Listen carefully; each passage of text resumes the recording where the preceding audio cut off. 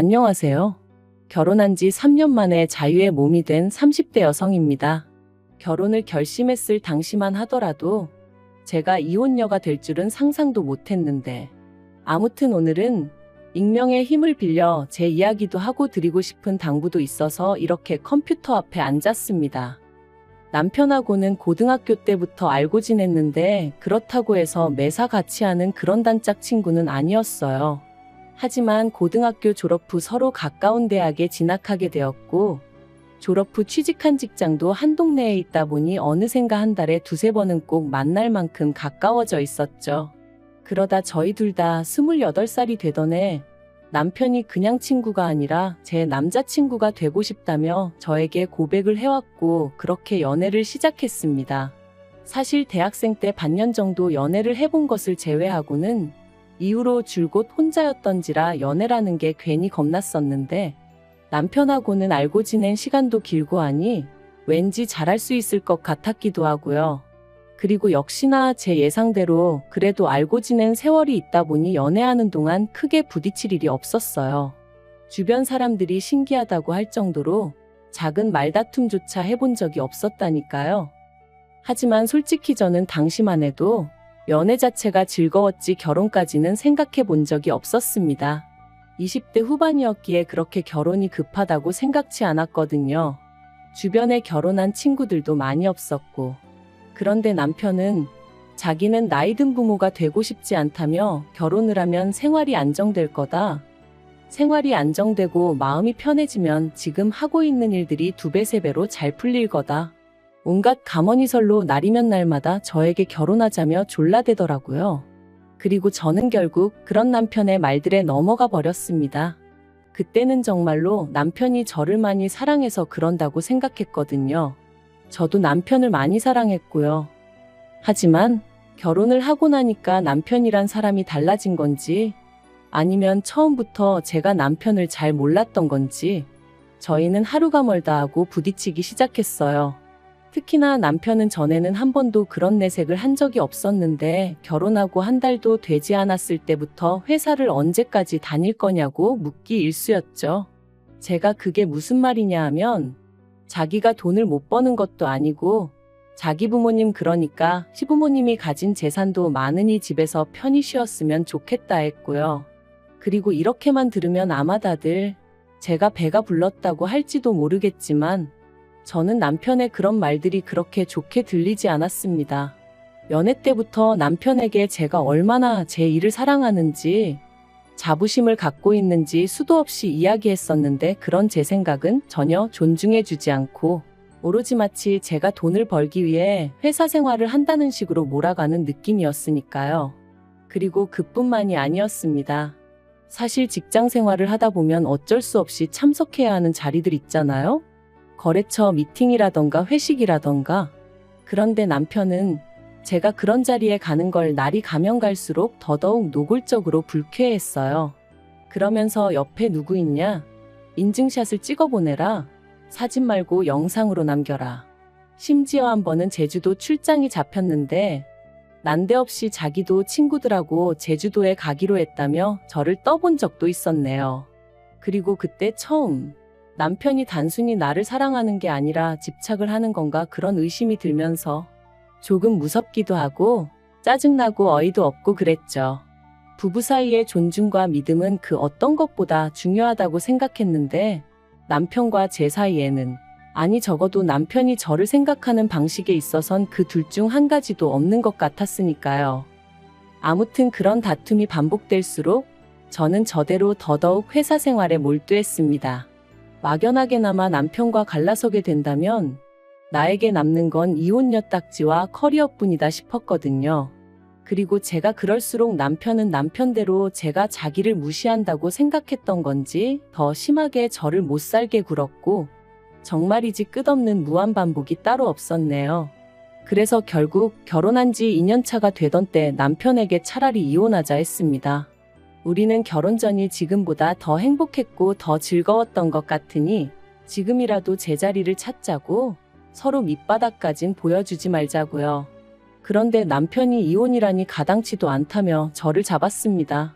제가 그렇게 힘들어하는 줄 몰랐다며 자기가 달라질 테니까 한 번만 더 기회를 달라나요?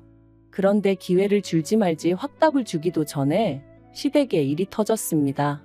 남편에게는 1살 어린 여동생 신우가 있었는데 그 신우가 죽었거든요.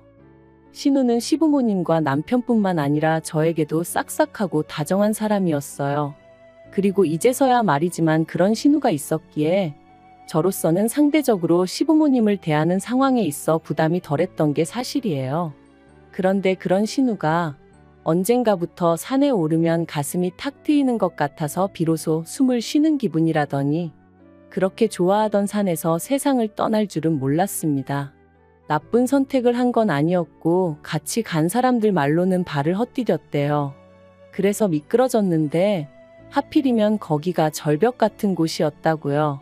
그리고 시부모님은 종교적 신념이 있으신 분들이셨기에 어떤 이유로든 부검은 못한다, 안 한다 하셨습니다. 그래서 그렇게 신우를 보내줬어요. 그리고 갑자기 이런 일이 생기다 보니 남편과 제 이혼 이야기도 흐지부지 되었습니다. 비록 남편과 잦은 다툼으로 이미 사랑이란 감정은 식어버린 지 오래였지만 그래도 10대 시절부터 이어져 온 인간 대 인간으로서의 정이라고 해야 할지 남편을 차마 혼자 둘 순 없었거든요. 그래서 남편 마음이 어느 정도 안정이 될 때까지만 곁에 있어주겠다 했어요. 남편도 알겠다고 고맙다고 했고요. 그런데 제가 쓸데없는 오지랖을 부렸던 걸까요? 이런 마음가짐이 제 자신을 더 고달프게 만들 줄은 상상도 못했습니다. 신우가 그렇게 떠나고 한 반년은 정말 시댁이고 저희 집이고 찬바람이 쌩쌩 부는 듯했어요. 특히나 시댁의 경우 아버님이 우울증 증세를 보이시면서 상황은 더욱 악화되어만 갔죠. 어머님은 당신도 힘들어 죽겠는데 어쩌라는 거냐며 아버님에게 걸핏하면 목소리를 높이시는 듯했고 심지어 한 번은 아버님을 향해 그릇을 집어 던지시기까지 하셨습니다. 그리고 그 일로 아버님은 경찰을 불렀고 그땐 정말 6.25 때 난리는 난리도 아니라는 말이 실감이 날 정도로 집안이 엉망이었죠. 그리고 상황이 그렇게 되자 남편이 저더러 염치가 없는 줄은 알지만 당분간만이라도 시부모님과 함께 지내면 안 되겠냐 하더라고요. 저렇게 계속 두 분만 뒀다간 무슨 일이 터져도 터질 것 같다면서. 그러면서 남편이 제 앞에서 어린애처럼 엉엉 우는데 참으로 뭐라고 위로를 해야 할지 모르겠더라고요. 하지만 안쓰러운 건 안쓰러운 거고 그렇다고 합가라니 도무지 엄두가 나지 않았습니다. 남편 하나 보고 있는 것도 숨이 턱턱 막히는데 합가라니. 어떻게 들릴지 모르겠지만 생각만 해도 속이 미식거리는 게 도저히 안 되겠대요. 그래서 남편더러 그것 못한다 안 된다 했습니다. 그랬더니 남편이 어머님 아버님이 얼마나 힘들어 하시는지 옆에서 보고도 그렇게 말할 수가 있냐면서 너무 서운하다는 거예요. 하지만 엄밀히 말하면 그런 부모님을 살펴드리는 건 자식인 남편이 할 일이지 저는 아니라는 생각이었습니다. 물론 제가 남편과 사이가 좋았다면 며느리도 자식이란 말처럼 나섰을지도 모르겠지만 남편과의 사이도 이미 망가질 대로 망가진 상황에서 제가 굳이 왜 그런 노력을 해야 하나 싶었던 거죠. 하지만 그런 제 의사와는 관계없이 합가까지는 아니었지만 시부모님은 사시던 집을 파시고는 저희가 사는 아파트 바로 옆동으로 이사를 오셨어요.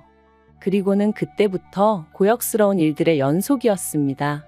어디서부터 어떻게 이야기를 해야 하나 싶은데 저를 딸이라고 부르기 시작하셨어요. 그리고는 걸핏하면 저더러 건너오라 하셔서는 신우가 살아있을 때 당신들에게 무엇을 어떻게 어떤 식으로 잘했는지 이야기하시며 이제 제가 그렇게 해줬으면 좋겠다고 하시더라고요. 참고로 어머님 아버님 두 분 다 남편과 제 사이에서 이혼 이야기가 나왔었다는 것도 알고 계신 상황이었는데 말이죠. 그래서 제가 그런 건 남편에게 이야기하셔야 한다니까. 걔는 아들이라 아무것도 모른다면서 이제 당신들은 제가 딸이다 생각하고 살 테니 그런 줄 알라나요? 어이가 없었죠. 멀쩡하게 저는 제 친정부모님 두 분 다 계신데 난데없이 제 부모가 되겠다 하시니 그리고 저는 고민 끝에 이건 아니라는 결론을 내렸습니다. 그래서 남편에게 헤어지자고 했어요. 이제 당신이 정신 차리고 어머님 아버님을 살펴드려야 할 때라고. 내 할 일은 끝났다고요. 그랬더니 남편이 또다시 하루는 울고불고 매달렸다가 하루는 온갖 욕을 해대다가 사람을 정말 미치게 하는 거예요. 그리고 제가 이런 모진수모를 겪으면서도 버티고 있었던 건 솔직히 버텼다기보다는 갈 곳이 마땅치가 않았어요. 친정어머니는 예전부터 심장이 좋지 않으셨기에 충격을 드리고 싶지 않았거든요. 그래서 어떻게든 최대한 제 선에서 일을 마무리 짓고 때가 되면 조심스레 천천히 알려드릴 생각이었던 거죠. 그런데 남편이 이런 제 상황을 약점으로 생각하고 그런 식으로 나올 줄은 꿈에도 몰랐습니다. 제가 이혼의 뜻을 굽히지 않자 결국 남편은 체념한 듯이 알겠다고 했고, 그렇게 저는 말 그대로 비로소 자유의 몸이 되겠구나 싶은 생각에 얼마나 후련했는지 몰라요. 그런데 그런 대화가 오가고 바로 이튿날이었습니다. 친정아버지한테 전화가 걸려왔는데 친정아버지가 이게 다 무슨 소리냐면서 방금 최서방이 왔다 갔다는 거예요. 그리고는 너희 이혼하냐? 네가 남자가 생겼다는데 사실이냐 하시는데 정말이지 미치고 환장하겠다는 게 이런 건가 싶대요. 그래서 그럴 리가 있냐 하곤 회사에서 하던 일도 던져두고 그대로 친정으로 향했습니다. 친정에 도착하니 친정어머니는 충격으로 누워 계셨고 친정아버지께선 남편이 와서 짓거린 헛소리들을 저에게 전해주셨어요. 그리고 당연히 그 안에는 거짓과 날조가 잔뜩 섞여 있었죠. 그래서 저는 그동안 엄마 아빠가 걱정하실까봐 말을 못했는데 사이가 안 좋았던 게 사실이라고 하지만 결코 내가 바람을 폈다거나 그런 일은 없다. 그렇게 설명을 했죠. 그러자 친정아버지도 당신 딸이 그럴 리가 없을 거라고 믿고 있었답니다. 하지만 어찌나 저희 남편이 목에 핏대를 세우고 달라들던지 사실이 아니면 저렇게까지 화가 날 리가 있나 싶기도 했다며 저한테 미안하다고 사과하시더라고요. 그래서 아니다, 오히려 그런 놈을 알아보지 못하고 결혼하겠다고든 제가 이 딸이 바보 같았다. 이런 일로 심력 끼쳐드려서 죄송하다 했죠. 그리고는 친정어머니께도 잘 말씀드리고 그렇게 저는 친정부모님한테서까지 이혼 허락을 받았습니다.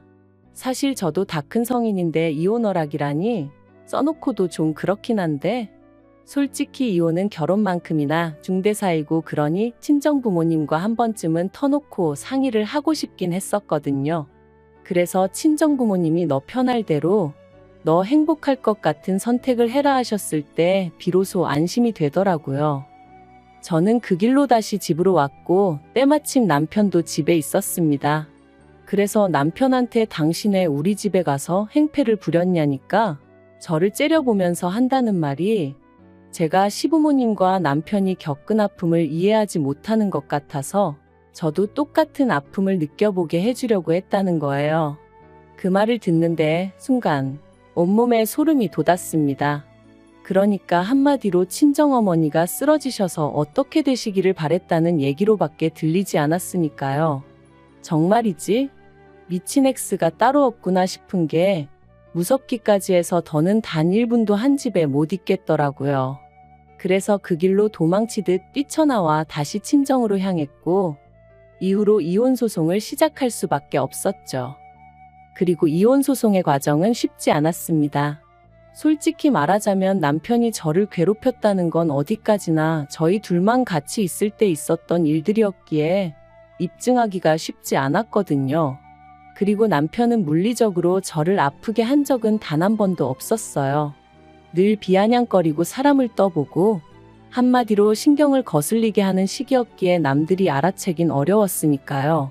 그렇지만 변호사의 도움으로 저는 비록 3년밖에 되지 않는 결혼 생활이었음에도 불구하고 24장의 진술서를 작성해냈고 그렇게 위자료 3천만 원을 받으며 이혼할 수 있었습니다. 그리고 그 과정에서 결코 의도했던 일은 아닙니다만 어머님이 결국 쓰러지셨어요. 어째서인지 지금도 이해할 수 없지만 어머님은 정말로 저를 죽은 신우라고 생각하기로 작정을 하셨던 건지 딸이 부모를 떠날 수는 없는 법이라며 소리소리를 지르시다가 말 그대로 졸도를 하신 거죠. 그리고는 실어증까지 오는 바람에 우울증인 아버님과 실어증에 걸린 어머님을 누가 감당할 수가 있었겠어요? 결국 듣자 하니 남편은 회사를 관두고 시부모님과 살림을 합쳤답니다. 남편 소식을 전한 친구에게 그래서 뭐 해 먹고 산다더냐 물으니 일단은 시부모님 재산이 있으니 그걸로 생활하면서 생각해 보겠다고 하더라 그러대요. 그래서 더는 뭐 묻지 않았어요. 솔직히 말하면 남편이 저희 친정어머니에게 했던 짓거리를 생각하면 측은지심은 개뿔, 지옥에나 가라고 하고 싶은 생각이었지만 한편으론 어머님이 쓰러지신 게 혹시 나 때문인가 하는 죄책감이 조금은 있었거든요. 그래서 뭐 잘 살아라까진 아니더라도 두 번 다시 너랑 나 마주치지 말자. 너는 너대로 나는 나대로 각자 갈 길 가자 그렇게 마음을 먹게 되었죠. 솔직히 속 시원히 제가 그간 당해온 남편의 괴롭힘에 보기 좋게 한 방을 먹였다거나 그런 건 없어요. 그렇기에 소위 어디 가서 저 잘했다고 할 이야기가 아니라는 것도 압니다. 하지만 그럼에도 불구하고 이렇게 제가 제 이야기를 하는 건 다른 사람을 걱정하고 염려하느라 스스로의 인생을 낭비하지 말라고 말씀드리고 싶었거든요. 스스로의 행복은 오직 자기 자신만이 찾아줄 수 있다는 걸 꼭 기억하셨으면 좋겠습니다.